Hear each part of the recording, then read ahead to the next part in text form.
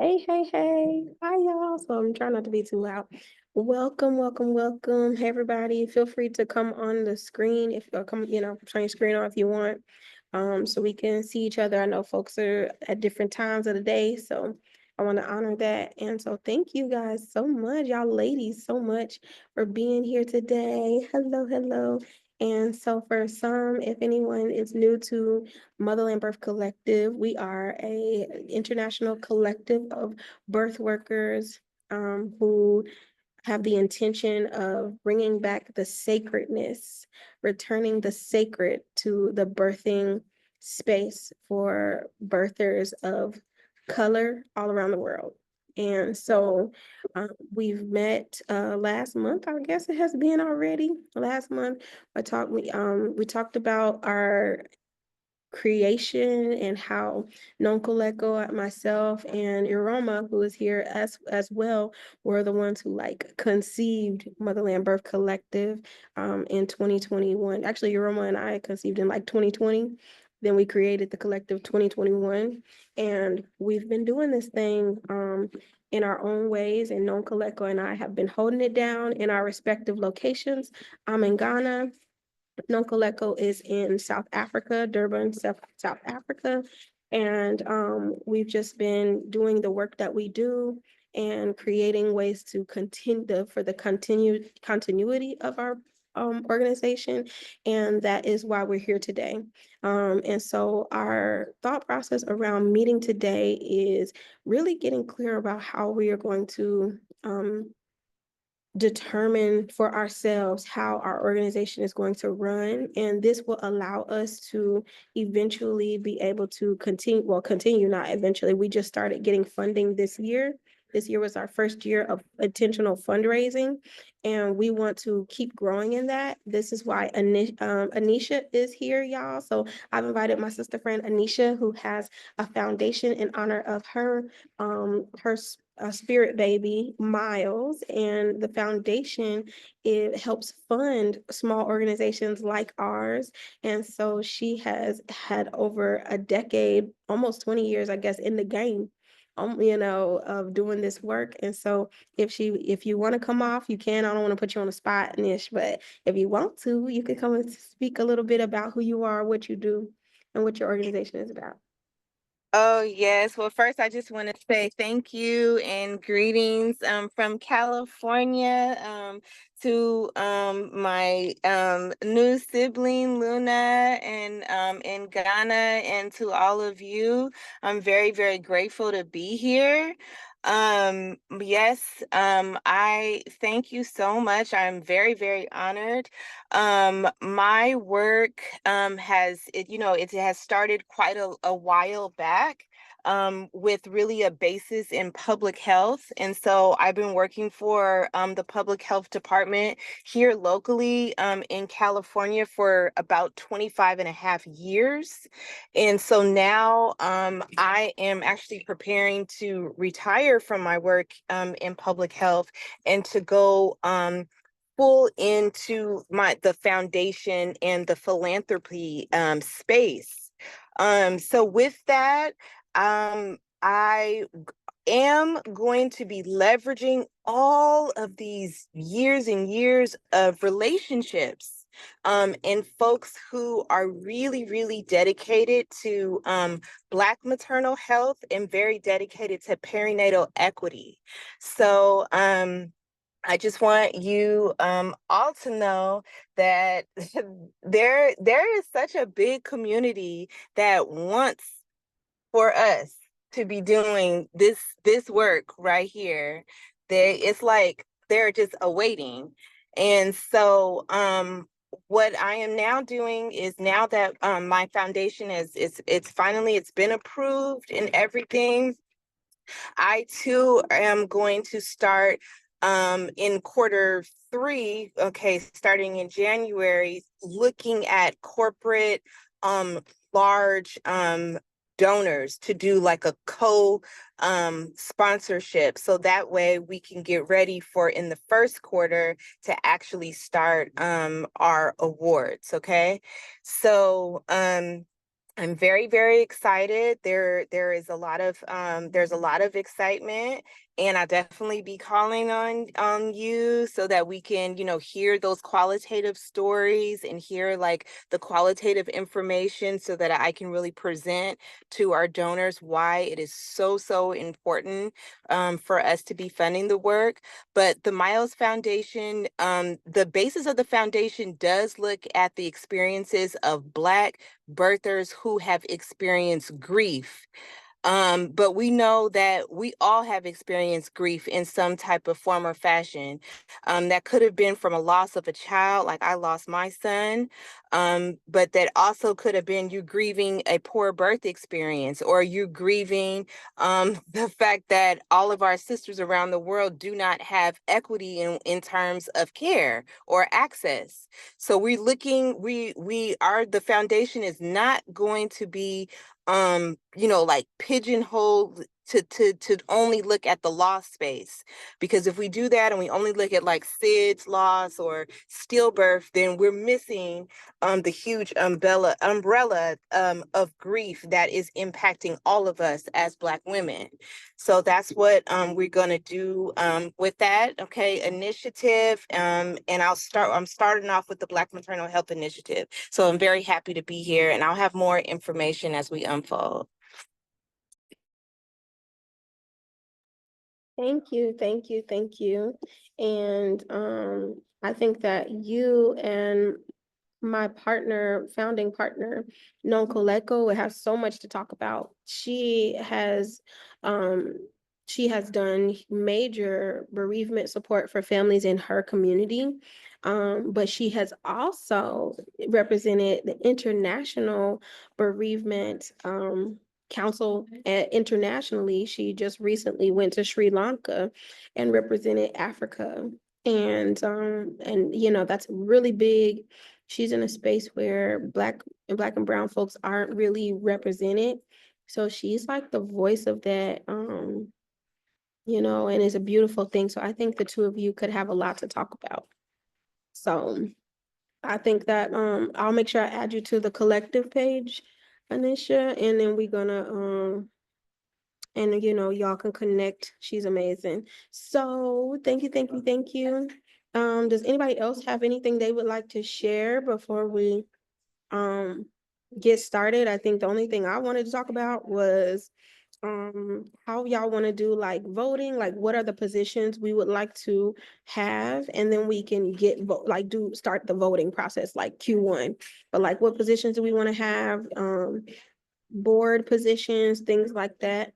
That because while we are not going to necessarily be a registered nonprofit organization at the moment, we're going to continue as a community-based organization with the intention to have a fiscal sponsor.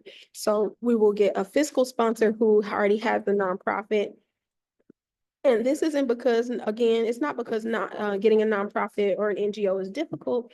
It's because we don't want certain limitations around the access to funding that we would like to get, especially as we're serving our unique communities. And so with that being said, how funny folks can be with money when it comes to Black birthing folks. So we want to just kind of keep ourselves as almost like free agents to do what we do in our respective countries. I think that's one thing that I would like us to have a conversation about today and Thursday.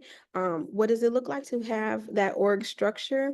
And then the other thing is training. So Rika brought up in our last meeting that she thought it would be helpful if we had some type of consensus around training. And so my offering was that I could do training around the maternal health workshops, and similarly to organizations that everybody has this like specific training that they do, then it'd be like maternal health workshops that are offered by Motherland Birth Collective. So then each of our members will go through the training, and then you'd be able to facilitate these trainings in your respective areas.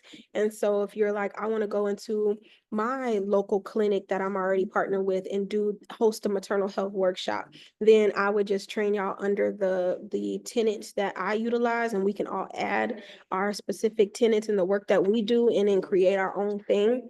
And so that's my, like, to go back with what she had asked, I think that that would be really great for us to do. And so we can come in and like figure out what that would look like and plan that out. And then my other conversation piece is about hosting a virtual conference for our organization and next year. And so what that would look like is like, I was thinking, we're not going to reinvent the wheel. I really would like us to present on things we've already been presenting about. I know that that's Tyrell. So I know that I've done a presentation for the the Black Midwives Alliance Day. I know Noni's done presentations. I know that Mylin, she did a presentation recently. I think that midwife Cami has done a presentation. Like, everybody has their presentations. I'm sure Camille's doing presentations in Nigeria. Like, I'm sure everybody's doing something where they are. And so we could come together and share the knowledge and information that we've been doing in our areas so that we can continue to grow.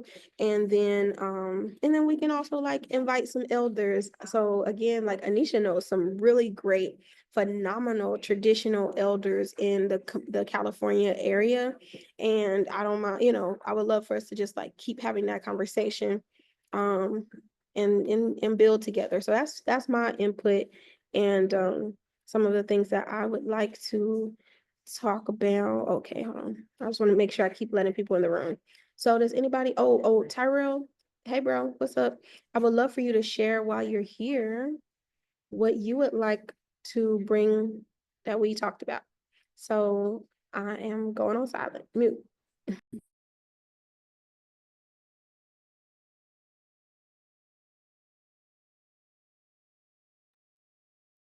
Peace, everyone. My name is Tyrell Thomas. Pieces. Thank you for that introduction. My name is Tyrell Thomas. I am a global maternal health advocate, also doula, certified trainer in Ghana, West Africa. I'm excited to announce next year our first training. We have partnered with an organization called Educate, Not Mutilate. And that's an education with a woman named Hilbo. She's from Somalia, and she's going to be offering us a training on female genital mutilation. For those, I'm sure everyone here knows what that is. And FGM is, that is, it's a crime to humanity. It's a form, it's oppression tactic used globally, Asia, different parts of the Middle East, Africa, on women and children. But this woman, Hilbo, she's from Somalia, and she experienced herself when she was in Somalia. She, got to UK, and now she's fighting against it with this organization called Educate, Not Mutilate. So this training will be offered next year. After this training, we'll have a chance to set up a poll to see when everybody's available. It will be the training will be offered in Greenwich time, which is Ghana time, the same time as UK time, and we'll all pick a time and a day in January, past January 13th, that we will all be able to enjoy this training. It will be 45 minutes, and it will after that followed by a Q&A. This is a complimentary training for all MBC members, and just happy to bring it to the MBC. And for us, moving forward with this training, we'll be able to know how to help girls and mothers who have experienced FGM, and how to serve them. And also we'll be able to ask questions and see what resource we have available moving forward to help clients and those persons who have experienced FGM. Thank you. Thank you. Thank you. And this this is brought to us through donation. Through donation by Terrell, Brother Terrell is holding it down. So really grateful for this opportunity to have a training by someone who is a huge activist and advocate for against FGM, right? for girls and women who've experienced this. And this conversation was brought up in our group chat. And so Tyrell took the initiative to move forward and getting us more support. So for those of you who, I know there's a lot of folks who weren't able to make today, and that was a major question that they had. And so that is our response, is that we will be joined by Hibbo. Is that how you say it? Her name? Hibbo? How you say her name? See, I don't know. I don't know But how that's to. spell Yeah, it's spelled Hibo. It was Hebo. okay. That's what I Hebo. got. Yeah, I don't know how to Okay. say her last name, so That's I didn't. okay. No problem. Yeah. So But we yes, get we'll be joined by her and the organization to to educate us on everything, and you let us perfect. know what resources we have. That's amazing. Thank you for that. That's great. So thank you so much. We're looking forward to that. So what we could do is put a poll, put a poll in the chat around the dates. Yeah, give me a second.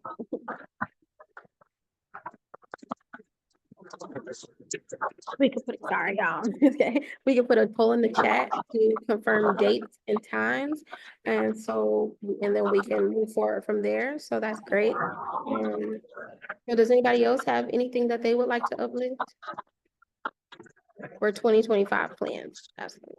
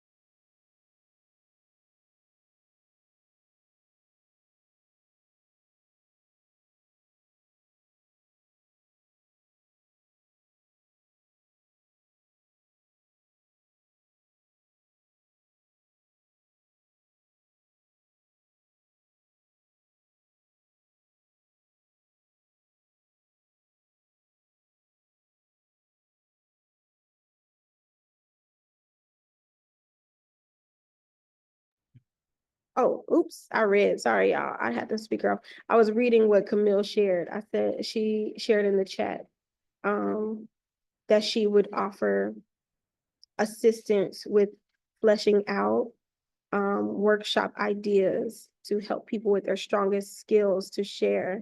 Camille, did you want to share more about that?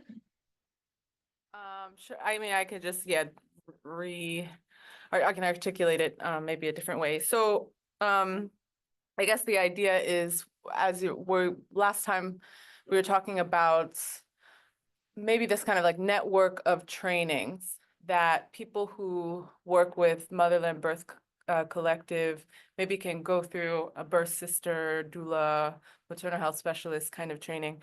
And within that, they take these different workshops that each of us are offering that is, is specific to the work we do in whatever region we're in. And so, but yeah, it also sounds like we are multi-hyphenate people and offer several different types of, support to people.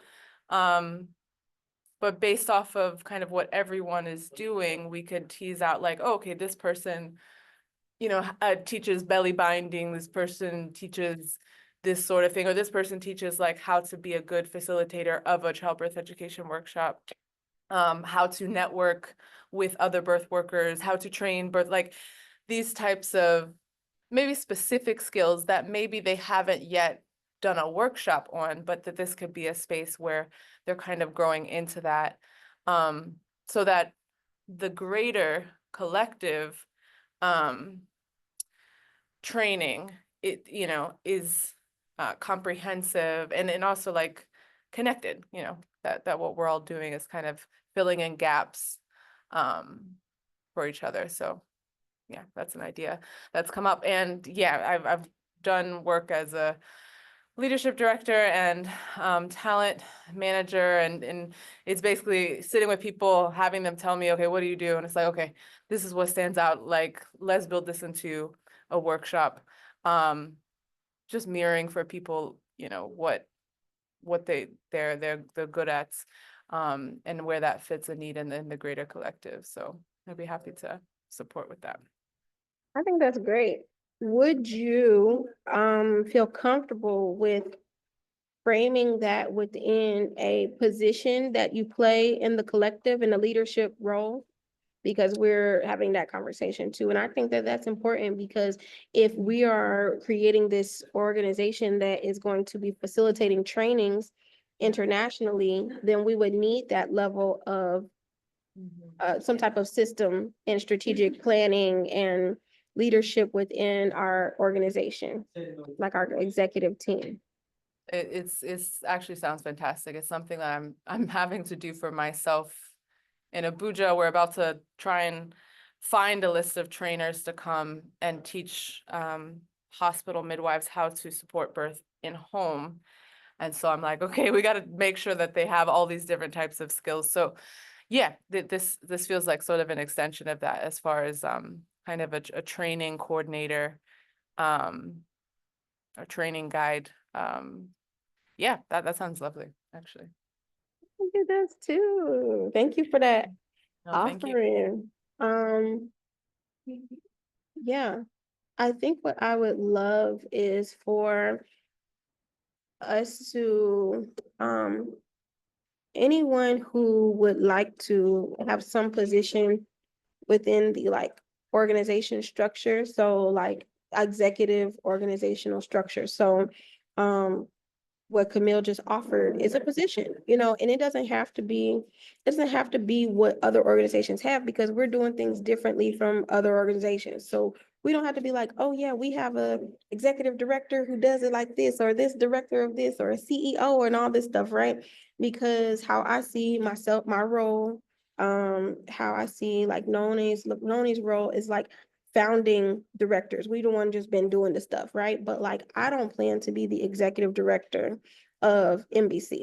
I don't, you know, I'm like, I already got a bunch of stuff going on. Like, I always want to be a part of the educational component. I always want to be a part of the work that we're doing, right? But as this continues to grow, as we're able to get funding, all of that, then there will be positions created that I would like to expand upon. But I don't want to be, you know, this is our baby, but like, I'm totally okay with it becoming and being breathed life into it in the way that it needs to grow. And so I would love for anyone to post, propose, or whatever you would like to do within this structure. And so know that right now it's a free position, but we are planning to work towards getting funding. So we don't have a long, it's not super long. Like, I can see us really starting as even next year, moving into fundraising and stuff, and seeing how getting fiscally sponsored and all of that's going to be moving into us growing. And there's a lot of opportunity out there, as Anisha was sharing. Like, there's a lot of ways to leverage this birth work stuff, you know, and we don't have to conform to these certain things. We're just going to do it our way. So I love that, because if we're a training organization, then we need a strategy and a structure. And honestly, Camille, what you're talking about goes towards what I already been offering for us in the collective, which is I do holistic childbirth education, and I'm moving into a holistic community health educators course.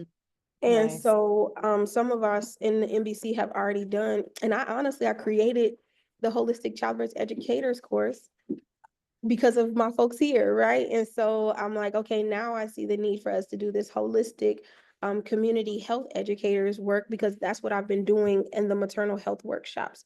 So all of that is always informed by the work that we do, by the things that come up. And so I would love for us to like continue to have that conversation and meet and strategize on that, because I think that we have something there. We have something there. And over time, we can get paid to do this, like not even a long time. Like we, Yeah, we can like for the real these stuff. as an organization. Yeah, there's like, yeah, people pay us to come in and do this. Then we can continue to offer it for free for our communities.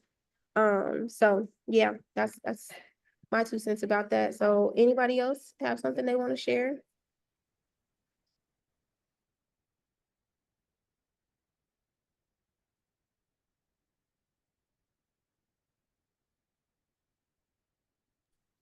We got folks on the line. Y'all don't have nothing to say?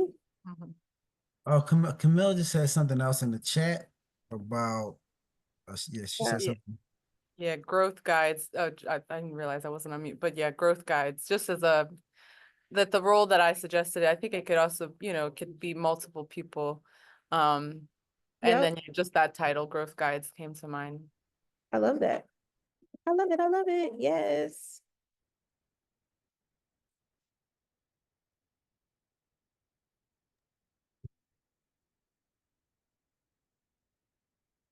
If anybody else is talking, we can't hear you. I'll tell you that.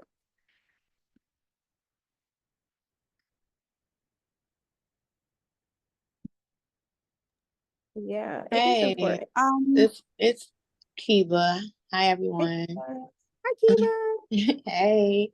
So I'm not sure if this is technically outside of the scope of what it is that you see for the collective, but one thing I'm hearing a lot of on this side of the water is the burnout that birth workers experience.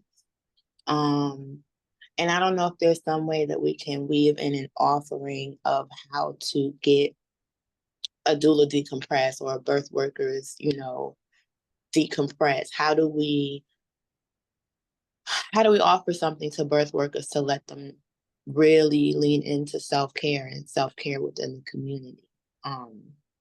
It's still something that I'm working through, even for myself, and trying to figure out how I can bring that to everyone here. But overall, burnout seems to be at an all-time high with the shifting and changing of the political tides here in the United States.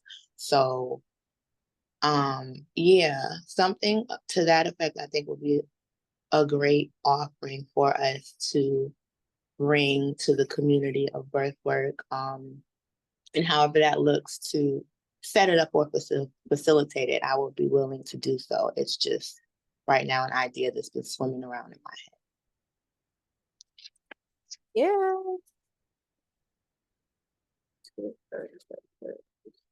So I actually created listen, yeah, I've been teaching for a long time. Okay. So I used to do, and I did it for, I created a training workshop called, self-care. It was like self-care tools to prevent burnout for healthcare workers. I was creating it towards healthcare workers.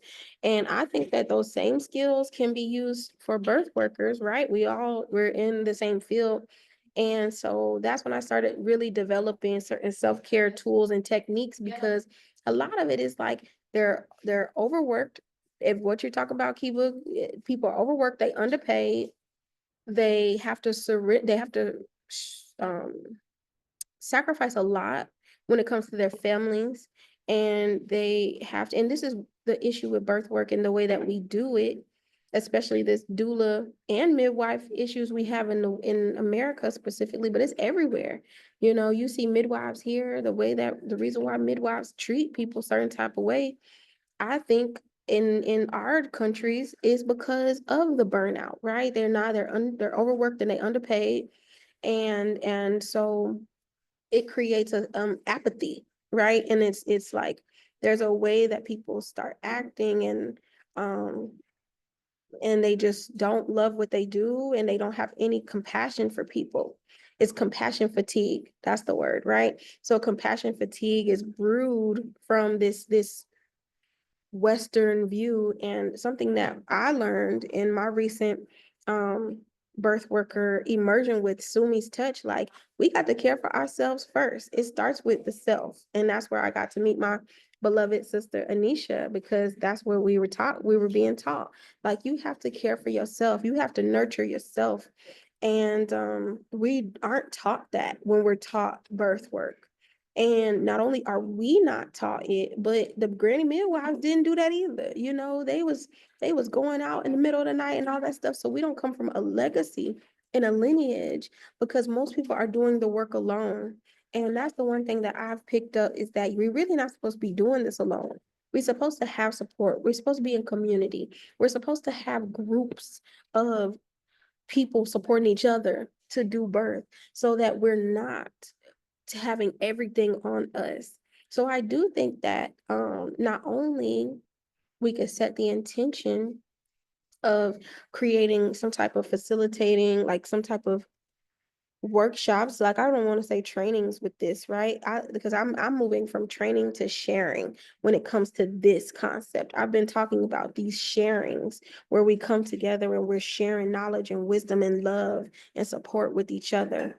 And so I think that that is where we're moving into. Like I think we're even tired of like training as far as like in the birth works realm, right? It's like you always gotta put some money up for this. You always gotta put some money up for that. Now, when we're talking about trainings, we're talking about it from a different concept, because we are trying to educate our community folks about what it is that we do and why it's important that we do it.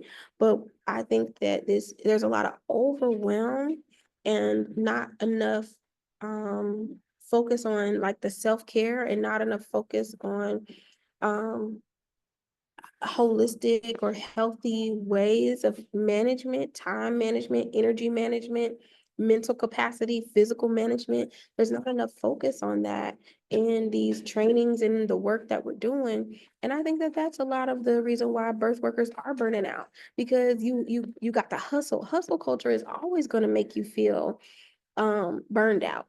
Any type of hustle gonna make you feel burned out. When you're moving in alignment, when you're doing the work that you're here to do on earth, you gonna be like, yeah, I need to rest, but you're not gonna feel that burnout the same way, because you're gonna be fueled by all the other stuff. And your community should be then supporting you in that rest, supporting you in that love and that care and that healing. And I think, I'm seeing it all in a different way, but all that also to say is that I think that additionally, as we are talking about funding, that infusing and incorporating these practices for self-care and retreats and wellness, time periods and stuff like that should be incorporated in the work that we do and in the funding that we're looking for. So we're like, okay, well, we want to fund our 5 to 10 birth workers in our group to come to Ghana, to go to, wherever, go to the islands. We got a lot of people in the islands here. Go to the islands, go somewhere where they can retreat, where they can rest, where they can be cared for. And that is not coming out their pocket. That's really it. Like it can't keep coming out of our pockets, because that continues to build the stress in our lives. So we just need to be intentional about that. Manifestation, right? Like being intentional. So I think that's great. Hold on, y'all. I can't see the thing. Yes. So Anisha was saying, love to learn more how we can adopt our ancestral village mindset where we are always together. I know. And we are never alone doing this work. Even our children, they're supporting us. There's no need for babysitters or children to be away. And that's so true. We can't keep being like, I gotta go trust somebody else with my kids and separate them from the work that we're doing, when your baby should be free to do what they do. And I think that we're learning those things, and we're gonna keep learning. That's all I'm gonna say. We're gonna keep learning. We're gonna keep doing it differently. Inviting these ancestral concepts. They're not new. We've just been in the rat race too long. So inviting these ancestral it's not even charged. Yeah, I know. Yeah, so inviting them to remind us, inviting our ancestors to remind us how they did it back in the day. Go ahead, Noni. Did you get knocked off? Go ahead. Peace and blessings, y'all. So good. Always good to be in this space. I think we have such a very rich group of people here. And a conference would be a great way to start our year. And I think that's how we each of us are going to introduce the work that we do properly, and it's going to help us navigate how we can all support each other in the work that we do in our spaces as we continue to connect outside of the WhatsApp chats and everything, maybe strengthen our network as well. Yeah, so I just wanted to say that I agree with everything that's being said. Thank you.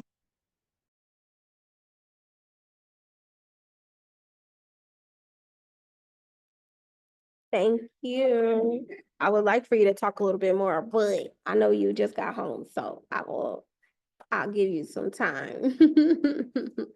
Okay, so does anybody else have anything they would like to share?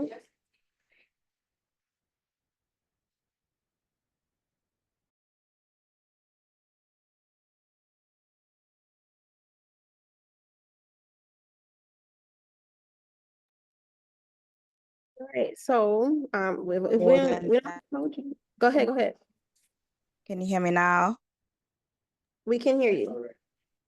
Yes. So yeah, so today I just came to a realization that doula work is bigger than supporting women in their birthing spaces. Especially, I think what how we translate the Western way of doulaing is I think so even that word doesn't even begin to interpret or translate what our people do and how we support each other, the work that we do. It's big, it's great. So to saying that, I am a bereavement care worker. Um, I am a bereaved mom. 14 years ago, I had a stillborn baby, and my work still is greatly inspired by the journey that I've been walking, helping families in their loss, in their grief, with bereavement care and support groups, and creating memories. And that is both anticipated loss and unexpected losses. I also do nonprofit work whereby we donate um, uh, basic necessities to women or space, especially toiletries and stuff that they would need since they spend a lot of time in the NICU and they have. And I also do advocacy work whereby I speak for mothers, parent voice advocacy in the stillbirth space as an International Stillbirth Alliance board member. This is my first year, but however, I have learned so much and I've done so much. I got a recognition award for the very first time as a parent voice advocate in Sri Lanka. So yeah, but I would like as I was saying, uh, I have realized today that looking at myself as a doula is just, making it basic. Um, I believe culturally, traditionally, women have been serving and we have been supporting each other, not only women, families as a whole, each and every person in the family plays a role.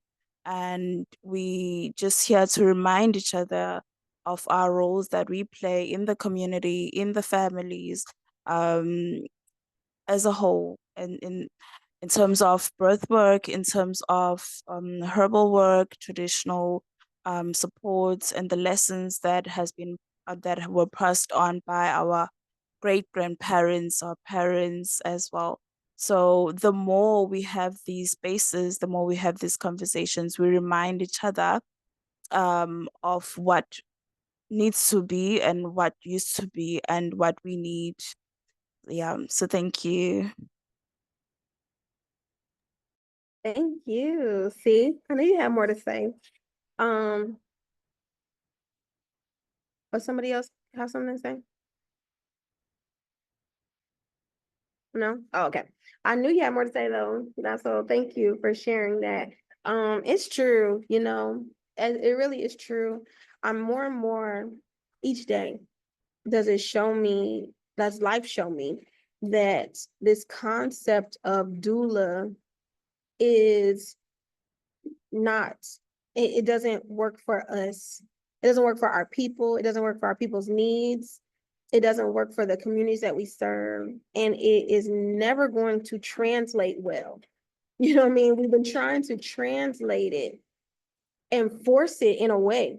We've been trying to force it onto the motherland and indigenous spaces, and it doesn't translate. And when we can understand that we maybe we need to like separate from it and figure out how what we actually mean and what we actually do is going to, when you say it from a different context, when I'm in my workshops and I ask people, y'all, have y'all ever heard of doula? Some people, I only say this for midwives. I don't even say this to the families. Then I say, well, really, I'm here to show you that I'm a birth sister. I'm just somebody, and I show them, I'm like, I'll rub on your hands, your feet, rub your back for you, care for you, do some stretching with you. I remind you to move your body, ask you, had you eaten well? Like, I'm just here to check on you. When we talk about, say, yeah, I'm not doing nothing different from what your grandmama them used to do. I'm not doing nothing different. We always did this. That's what I tell my people. And when they say, they're like, yeah, when they see me wrap a belly, I'm like, I'm not showing you nothing different. We always did this. So we can't sit here and keep trying to colonize through our language and this and that or whatever, and remember that we always did this, that these white women took this from us. So when we try to reincorporate a Western context and caring for a mother that we always did, it doesn't make any sense. So we just need to not only let go of this doula concept, in my opinion, but we also need to let people know that I'm just here to remind you. I'm not here to impose nothing on you. I'm not here to tell you that I know better than you. I'm just here to remind you what we always did. And I hate that we got away from it. I hate that your mama them can't come in the hospitals with you and love on you. I hate that. So what I'm trying to remind you is that you deserve that. Because if they tell you you can't birth in the hospital, that means that you need to figure out how you can get the support that you deserve. And so that is the context that I come from my maternal health workshops, because I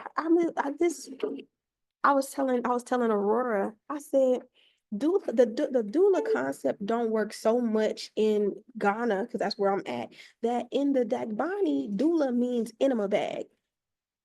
How I'm gonna try and teach people in another place when they have this word and it means something different and say, no, that's not what I'm saying. It's like, then we need to be the ones who change our word. We don't need to impose a word that is not indigenous to us at all. We're imposing it onto them. And I keep seeing this in these spaces, and it's like, and I realize, I'm like, man, I need to get out of some of these spaces, because I'm like, y'all keep trying to force this onto this community, but you don't even live here, or you don't even work with the people, or you don't even do this. And so I think all of us have a unique perspective. And Tyrell could tell you, he spent almost a year here in Ghana, and he had to show them, hey, I'm just here to love on you. I'm just here to hold your hand. I'm just here to support you and remind you that you human. That's what you did. What you do being a doula? Was you a doula? Was you saying, oh, well, let me do this? No, was you were supporting them, wasn't you? You was being a brother. You was bearing witness to what they were experiencing and loving on them No, because they husbands. absolutely. Yeah, Yeah. even the staff, the midwives, the doctors, when we came in with the doula word, they was really confused, but when they seen the love that we were offering, then they welcomed us. But at first they thought at first like, hey, what are you trying to do? They felt like, we weren't in competition, but they didn't know what we were doing. When they realized we were working with them, and also, the mothers and families realized that we were just there to help. And even if they couldn't speak English, they felt the love. Then that's all it was. But the doula, definitely, I remember just stuttering, trying to say the word. Every time I say the word, everybody would be confused. And then when I would do away with it and just show love and just be there, show it from that space, it was more accepted and embraced. So yes, absolutely. Absolutely. I agree 100%. Well, Yeah. Luna, thank you. And I just wanted to tell you that just yesterday I got out of a long meeting here at the public health, and we basically, our director decided to have like a talking to us, as I only serve this is, I work for California, the Black Infant Health Program, so we only serve Black birthing folks. But there is a sister doula program, but because of the funding, this just goes to show you how serious and like deep it goes. Because of the type of funding coming from the state, there is, she gave us a 4-page document on all the things that the doulas, Black doulas, cannot do with Black mothers. 4-page document. She just read through. My heart's breaking. She's saying, including the doulas are not to get warm food for the mother. It's beyond. This would never take place. You're telling her that the mother, she just gave birth or she in labor, you are not to get her warm food. If you do that, you are breaking the contract. You're outside of contract. You're gonna face penalty. So it's like, this is the type of thing that these young, like, community doulas, because of the type of funding that's associated, they've politicized and just, is definitely anti-Black, is anti-everything. Um, that now we're into a situation where if I have a client whose needs, let's say the mom say, can you please come hold my baby for a little while? I need some respite so I could take a shower. Can you hold my baby? And can you help me get the clothes out of the dryer? Help me fold my baby clothes? Of course, it's no problem. But if you say that, then you prepare to get spoken to by the supervisor or even called in, you're out of line. So you see, this is what's happening. And in a progressive place as the Bay Area, this is what we're dealing with. I mean, it was for hours that I had to listen to this. And so I have said that, for me too, I'm stepping away, Tyrell, from the word doula too. I'm just birth worker now. I'm stepping away from it. We're just gonna be loving on these moms. And that is why I am so committed to stepping away from this structure, a structure that I benefit from in terms of my financial means for my family. But I'm stepping away from this structure, and I have to utilize the people in the structure to support the collective. We have to, because what is happening right now, it's harm. It's harm. If you're saying you want warm food, you won't even hold a baby. Well, They're what you there fearing, for? they're putting What you there fear for? on What us. you there to do? Why you here? Come Yeah, on. hold the baby and cook some food. Like, what are we doing? Like, what are you like? Right. This Oh, is unheard of. This would never, our ancestors would be shaking like, this is not the way. It's not our way, in no way. So I'm just telling you that this is what's happening. It's really Yeah. tough. Like it's a And we real, think real thing. we think we're gonna take this this legislation and bring it over here, and in the next 50 years, the problem we Yeah. got with the midwives here is gonna continue to be perpetuated. And not Don't only let that, it. because the doula legislation, again, it goes back to the same issue that we have with midwives in America. These systems of legislation were created by white women to support themselves. So they say, oh, well, this is how you do it so that we could do it the way that we want to do it. But they allow themselves all this wiggle room and all this space. But when you go and you start creating legislation and legalizing bodies and all these different things that the Black and brown doulas are trying to get support, because we're the ones that's going to be like, okay, well, you got Medicaid, okay, like, let me help you out. And then now we got all these rules and regulations on, because you've been doubling down on a doula is a non-medical support person who's just there to help the mother woo sigh and remember to breathe. Like, that is really this whole thing that you've perpetuated. And we realize that in our communities, we need more care than that.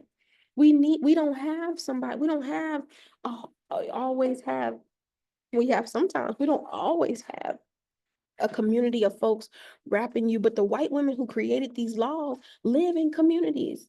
So they can have, oh, my grandma them, and we got a food train and all these people coming in and they doing this and they watching the other kids. We don't have that in our communities. So you need your sister friend, your brother friend to come in and help you out and, hold your baby for you so you can take a shower and do what you got to do and help you out around the house.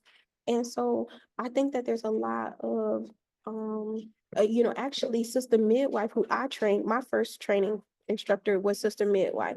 And she just talked about this the other day on IG Live.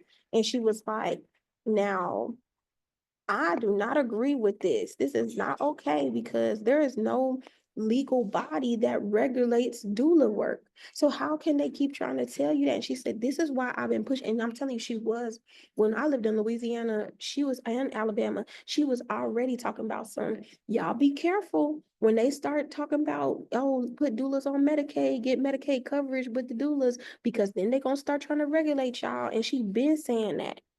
And so people was pushing that so hard. And it's like, no, you can't do that, because you really, what's the point? What you gonna do? Like, I mean, you won't be able to do nothing that actually benefits mamas. And then that goes back to what Kiva was saying about how people are burned out. They burned out because they put in these boxes. And then the only ones who's out of these boxes are the ones who have all the clients, because there's so much need. And so you're burned out because there's more need than we have support for. And that's because we don't have enough midwives. It's not even the issue with the doulas. You got 50 million doulas and not enough midwives. So then you're telling we don't have enough midwives. So then doulas are forced, birth workers are forced to work within these very stressful environments, because now you got to work in the hospital. And really, the service that we provide should not be in a hospital setting. You know what I mean? So it's like, that's the added stress, because you're like, if 5 out of 10, so that's half of your clientele, end up with unnecessary C-sections, then you feel like a failure. When the whole point of the argument is having a doula is 60% lessens your chance of getting a C-section. Yet there's nothing we can actually do in these systems that prevent that at all. So then when we get in, our mamas get C-sections and we feel like, dang, what did we actually do? Nothing I did, nothing I said, nothing I know could help this mama. She still ended up with a C-section. So then the mamas is blaming you. The families is blaming you. I hired you so that I wouldn't get a C-section because I was scared to go in the hospital in the first place. You should have hired a midwife. I'm sorry, actually. You know what I mean? Like, I don't know what you thought I was really going to do, and that's just the truth of the matter. That's the problem we running into. That's really the problem. Go ahead, Tyrell.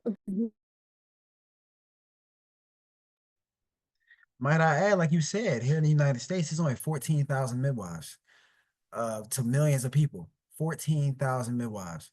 It'd be So, like two in a state, two black midwives in a state. One, Alabama got like one.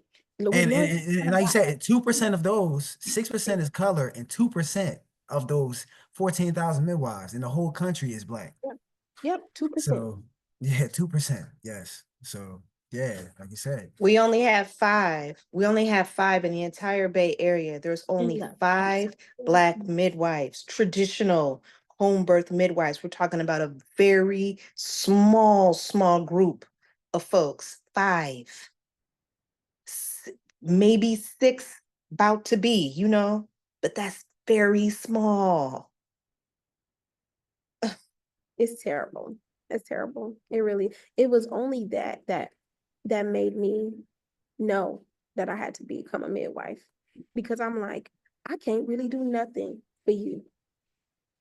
You want to be free. I can't even offer freedom for you, and I was like, dang, I'm gonna have to be a midwife. That was it. Go ahead, Kiba.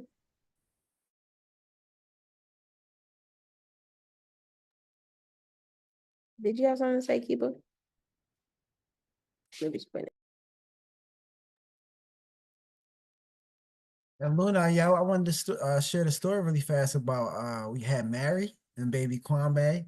Yeah, When we was please do. helping her out, they was like, oh, you're pampering her, and stuff like that. But while she took her shower and while she was, getting herself together, he was holding baby Kwame, feeding them, giving them the glucose, sugar was low, stuff like that, keeping them wrapped. And that support really helped out. I mean, for Yeah. real, like, and I've really been decompressing about our experience. And like, I know without a doubt she would have died if we weren't there. There's no doubt in my mind. I've sat with it for a long time, and I'm like, she would have died, that baby would have died, somebody was gonna die if we wasn't there. If that was the only thing that we did was save their life in that moment, we don't know. Did you ever see Mary after that? I don't know, I never saw Mary again. Nobody, Mm, even being at the hospital all the time, never saw Mary. yeah. But like you said, us being there, really kept her stress low. Really just supported, her being there. Really we were really advocates for her. And that really helped out. And like you said, being in that space. You as a midwife, like you said, it's gonna make a difference. Because it's gonna, it's really, like you said, it's not adding something new, but it's adding something that's been, but ancestrally being called to bring it back, and help other caregivers remember in that space. So, yeah, that's a great thing that you're doing. Thank you. No, that we doing. That we doing. Go ahead, Camille. Oh yeah, that we doing. Yes, Ashe. Okay, so I'm just really appreciating this conversation. The idea came up right before Anisha was talking a little while back, but two things. It would be great to have, it's kind of like an internal code of conduct of how we show up in, as ourselves. I think, yeah, all of us having a base in the West, like having been born in the West, or many of us having been born in the West, and just making sure that we're thoroughly kind of aware. I'm sorry, Mama. We're out of fries. We're out of fries. But that, as well as it would be really nice to have a council of elders that just kind of grows organically. So that's kind of, there's this really beautiful phrase that like you don't condemn a dirty glass, you put a clean glass next to it. So if the code of conduct is kind of like, look, let me show, like, we just don't do these things here. Like we don't criticize each other, we don't criticize ourselves. That's not that, these are the baselines, but giving us the new models, so that we can, for though I know that, a lot of what's been good for me is living on the continent for the past 5 years, and the birth center that I wanted to start when I first moved here is very different to the one that I will now start now, and is far more rooted and has a lot less to do with me and what I think is needed as much as what women here are asking for. And so just making sure that we're kind of have these, the code of conduct and the elders, just to offset and balance out, the best of of both worlds. Okay, let me tend to this little one. Thank you.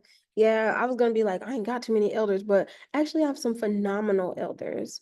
I started our conversation in our first meeting introducing how Non Koleko and I met through Mama Kwesi or Dr. Dula. She's one of our elders. I would consider Sumi, even though she's young, as a young elder. Like, I mean, sitting with her, sitting in the wisdom, sitting at her feet for real, straight up sitting at her feet, like informed so much and really like recalled so much and also affirmed so much of what we know, and so we have elders and we gonna sit at their feet. Midwife Cami she's in Rwanda. She, it does work and all this on the continent, has been coming back and forth and all this. We're going to make sure. So I agree with that. Thank you. Thank you. Thank you. Kiba?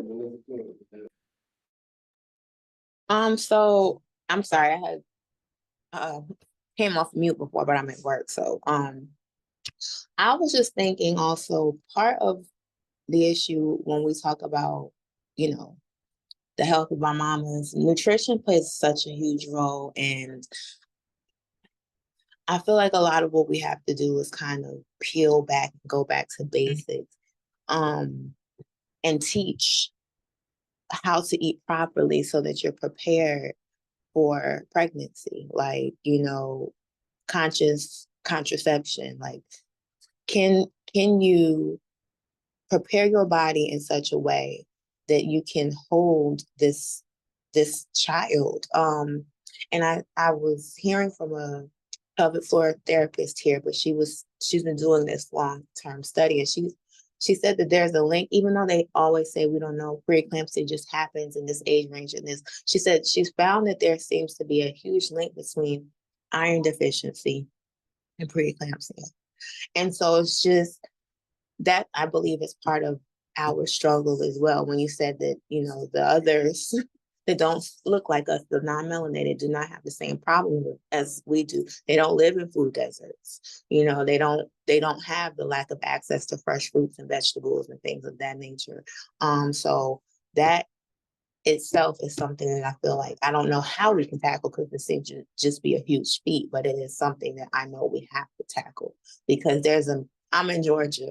It's a McDonald's next door to a Wendy's, across the street from Burger King, cat corner to a church. And it's like, and that's what people eat, because we're in this constant consumerism, capitalistic, always going society. So people don't even have the time to nourish themselves to be in preparation for housing a child. So, we face a lot of different problems than the other doulas that don't look like us, who have all the things. And how do we mitigate that in our communities? How do we teach nutrition and how important it is in our communities? So that is another thing. What's wrong, grandson? I agree. Shatara, did you have something to say? Or you on mute, off mute? I'm gonna just mute her just in case I agree. Kiba. That's why my first ever maternal health workshop I offered for my doula clients, my birth work clients, that I was supporting. Actually, I wasn't really, birth work and maternal health counseling. And so nutrition was my first one, because as a naturopath, that's always the thing we start with. So I did nutrition, optimal nutrition and supplements during pregnancy. And so that's my number one thing. In my childbirth education class, is the same thing. And so we always start with nutrition, and we talk about so my biggest thing is like, we say, oh, we live in food deserts, right? Because I grew up in Atlanta. I know how it is. I lived in College Park, not far from Washington Road on Camp Creek. We didn't even have all the stuff that Camp Creek Marketplace have now. We didn't even have that. It was just getting built when I first moved to Atlanta. So I already know I had a walking distance little corner store and a pizza store, and that was all we had. If not, you had to go take a bus or whatever, and they could take a bus and the MARTA to the closest Walmart even, like it wasn't easy growing up in those areas. But what I realized is like, you know, what I like to teach people is like how to eat healthy on EBT. If y'all all got EBT, do you know what you can have access to? Now, how do we do that as a community? How do we learn how to eat well, you know, within the structure that we do have? So a lot of it is like, yes. Oh, yes, yes, yes. I know. I love Mama Sarah. Please add her. Well, so we're gonna request all these people to be our elders. So, you know, I think like the education component, and that's where we're talking about these maternal health workshops in our community, responding to the needs of our community. Nutrition is my number one thing. When I do my workshops, the first thing I offer my mamas is some water and a bowl of fruit. And then we end with food at the end, and not, you know, I used to do like salad bowls and stuff, but that's a little funky here in Ghana. So now I just do like a little egg, little wrap or something, and something to drink, because you got to feed people. That's my number one rule. You got to feed people. If you're gonna talk about nutrition, how you gonna talk about nutrition and you ain't make sure they got something to eat? You got all these pregnant mamas sitting out here for an hour or more, you know, talking to them, educating them. And so we gotta know our community's needs and talk. Okay, we talk about nutrition. You better go and get you some fruit cups and get them some. And you know, a lot of people, they're like, I've worked within Black communities all of my I would say all of my professional career. I started in Louisiana. I'm from, you know, grew up in Atlanta, all of that. Um, and that was the biggest pushback as I started introducing healthy foods to our communities. And I'm like, okay, well, they're like, I don't like salad. I don't like this. I don't like that. So you gotta figure out how to show them how to get the best of what they need. And my midwife elder, Mama Tony from Mississippi, she was just talking about that. She was like, you know, you better get them some greens and make sure there's some fat in them greens and make sure they do that. Like, you don't have to, you know, they don't have to just be like, oh, I'm a vegan, I gotta eat a vegan diet. Like, I used to think that that was the way, but I know now that that's not the only way. So how do you inform people within the context that they live? Okay, baby girl, you like them greens? Go ahead, have your grandma make some greens. Make how your mama make some greens. Make sure you got, if okay, you're gonna eat the cornbread, cut the sugar, add honey. You can have you can have the sweet cornbread, add honey. You could do the butter, make sure it's a good quality butter. All that you can get in on EBT. You know, okay, well, go ahead, make sure you got you some chicken, but let's cut frying. Don't eat out. How about you cook your own chicken and have somebody else cook it for you? So those are the ways that we can like inform people within their context, because it, you know, a lot of people think that it's cheaper to eat out, or it's easier, right? When we don't have access to grocery stores and stuff. But if you make it accessible and maybe you be like, okay, well, once a month, I'm gonna do a little cooking class for my mamas. So you bring all your mamas together. It could be virtual or it could be in person, and you'd be like, okay, we're gonna get a little hot pot. And I got all this on EBT. So let's go shopping together. And who got food stamps? Oh, okay, how much food stamps you got? Okay, well, we're gonna use $20. Actually, you know, $20 ain't gonna go long in America these days, but we're gonna use $50 off your food stamps and go, you know, go shopping together. We're gonna say, okay, let's show you how, because we talk at our community, but we don't show them how to do the thing, right? So you have to show them, because a lot of people don't have mamas.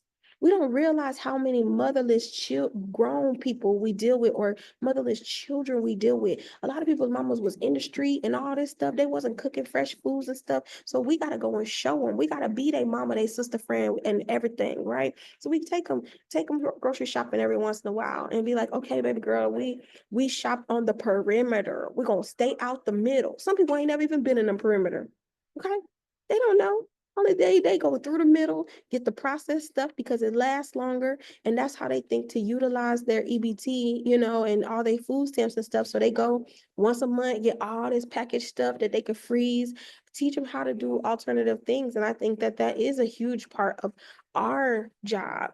If you didn't feel like that was something that you knew was a part of the work that you do, now you know, because the nutrition is the key thing. And then we, you know, conscious conception too, that's also another subject in the trainings that I offer. And I think that maybe I don't know if you do childbirth education. Do you do, but before I continue, do you do childbirth education for your families, Kiba? I know she said she at work. Let me see if she put it in the chat. Oh yes, food stamp cookbook. See, them white women be Did you knowing. call my name, Luna? I'm sorry. I said, do you do childbirth education? Do you teach childbirth education to your families?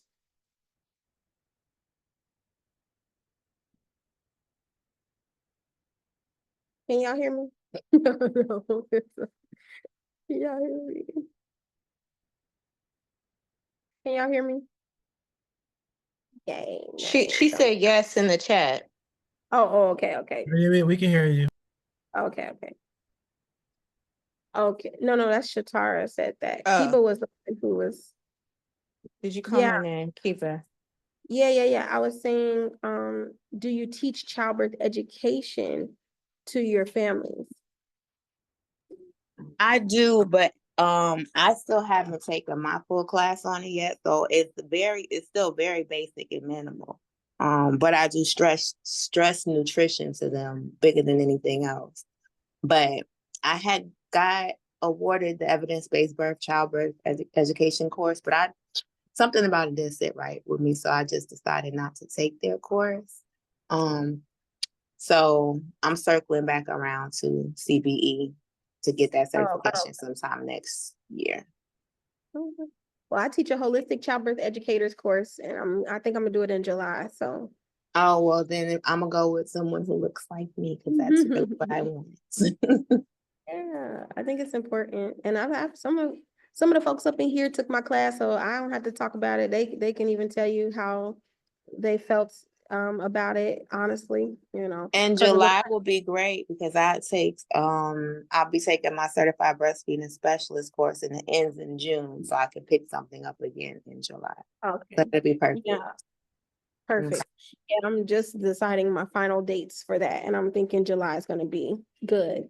So yeah, I mean, and within my class, so what I do as a part of my class, and Tyrell could tell you, and even Noni, but she dropped off. But like I have it to where we create the content for your education that you'll be doing. And so Tyrell did like a herbal workbook for fathers, right? Which you need to finish sending that back to me so you get your Yes, certification. yeah, I do. Yeah, I definitely, I was trying to go above and beyond and actually publish it and, all of this stuff and then send Keep it it to you. Like, simple. you got the Mhm. exclusive, all of that stuff. But yes, yeah, right. Yeah, like I did something, something nutritionally, a nutritional offering, um, for the family and stuff like that. But it's a beautiful thing because, as Luna spoke of, she has us go through creating our own course or getting an idea of what we would offer and create that. So we already have a finished product going into the community of something to offer our families. And it's very informative, based on nutrition, just everything that's there in that space. Go over everything, watch videos. It was something we watched on Netflix.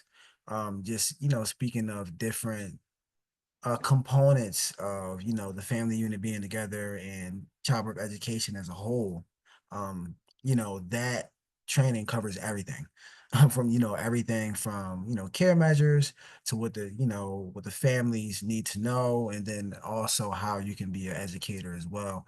So that's definitely a good training if anyone haven't heard of it or took it, to look into this coming July to catch it.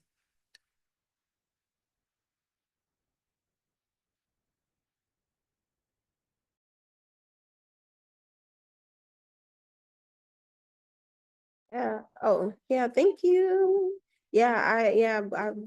I love. I only, like I said, I only created it to educate my group, and it was just a response to the need that people felt the same way that Kiba was saying that. I need more ways on how to educate my community, because as we're saying this and we're gonna end soon, is like the concept of just being a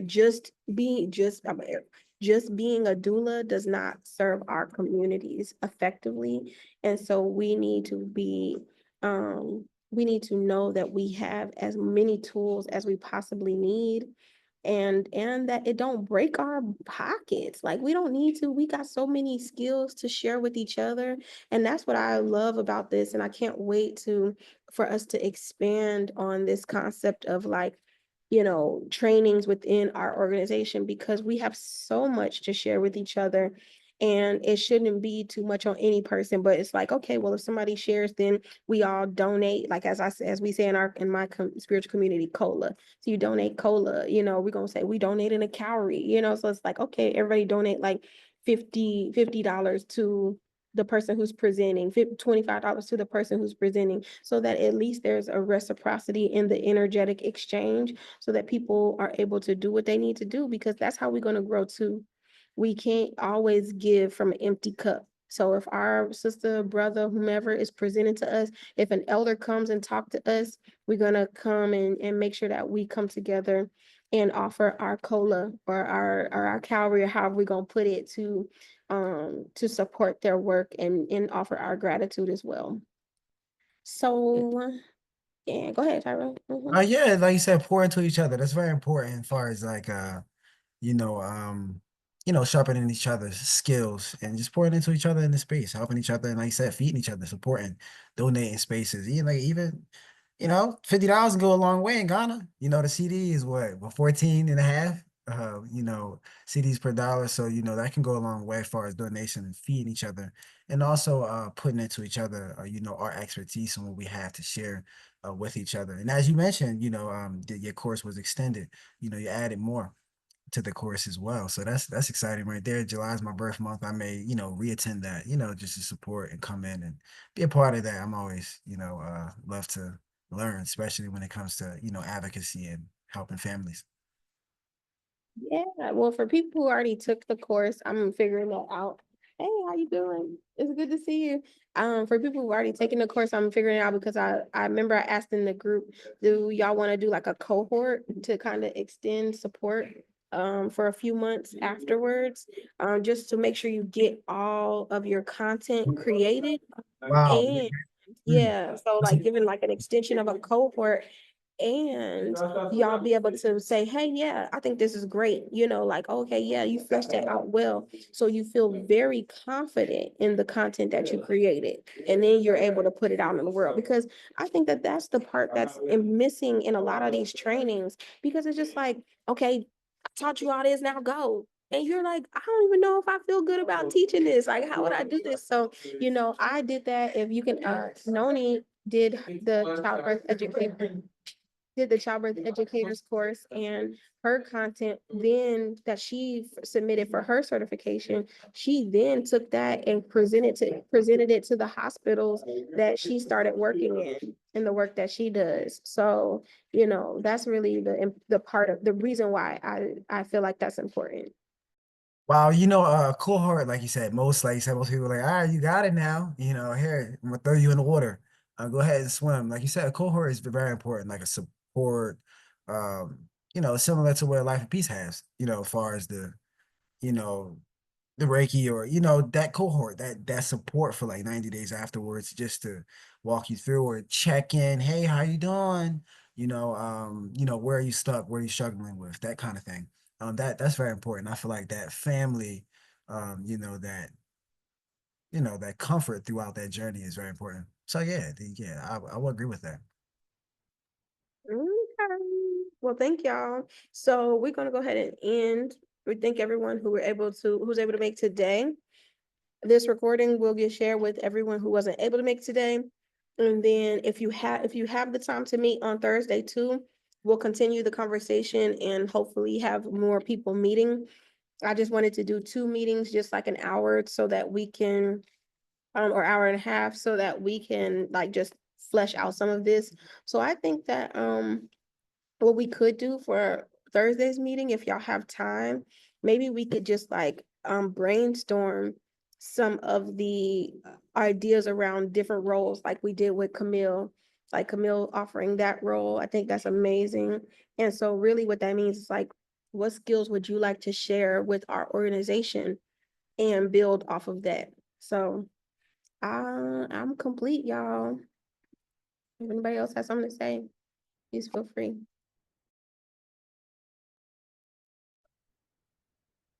Thursday, I'll be here too. I'll be here Thursday. Eating a salad. All right, love y'all. Y'all have a good one. Let me stop recording. Have a good one. Have a good one. Everyone.